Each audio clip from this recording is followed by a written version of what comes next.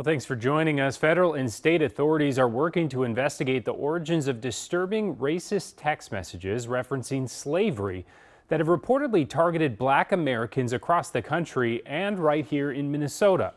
According to one Twin Cities school district, the texts even reached a group of Black middle schoolers. Investigations into who is behind the messages and how they got such targeted information are just beginning. And a cybersecurity expert told me today unraveling that won't be easy. Greetings, you have been selected to pick cotton at the nearest plantation. The text messages sent to an unknown number of Black Americans this week are both shocking and shockingly similar. Basically saying, hello, you've been selected to be a slave on a plantation. NBC has learned that many of the recipients are college students from a wide range of schools across the country. This is truly disgusting, and whoever's sending it out is vile. No one should ever, think to send that message or receive that message. It just made me sick to my stomach. And we now know that feeling extends to some young Minnesota students.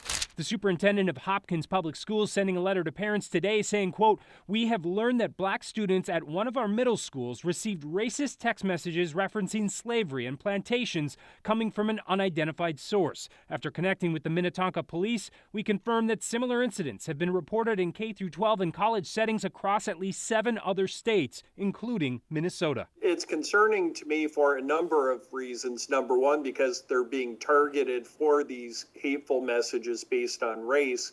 But secondly, it is an unusual piece of information for a threat actor to have. Mark Lanterman, Chief Technology Officer for Computer Forensic Services, says it's likely someone hacked one or more organizations that keep detailed demographic information. We don't know how they got the names and numbers, but if they know our names and our numbers, who said they don't know where we live? In a statement, the FBI said it is aware of offensive and racist text messages sent to individuals around the country and is in contact with the Justice Department and other federal authorities on the matter. But if I'm using a VPN, law enforcement won't know if I'm in Minneapolis or Moscow. You don't think it's likely they find who's ultimately responsible? I hope they do. I don't know if they will. If they do, my guess is it will be based on a tip, not because of some technology-related investigation. For now, we do know investigators are working with at least one service provider.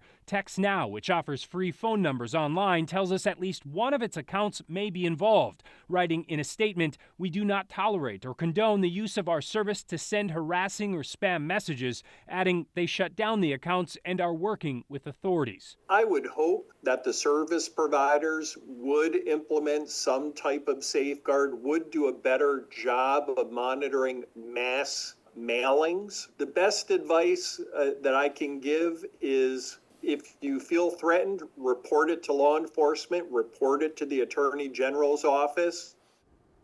Now, speaking of that, the Hopkins superintendent is encouraging impacted students to file police reports. But Hopkins and Minnetonka police departments told me that they are unaware of any reports at this time.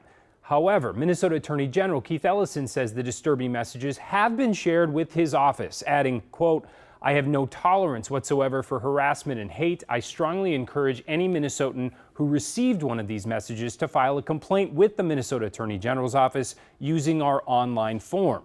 And late today, the FCC said it is also investigating alongside the FBI. And while filing a report with local, state, and federal investigators may seem like a lot, Lanterman says it could be critical to helping investigators find out where all of this sensitive demographic information came from.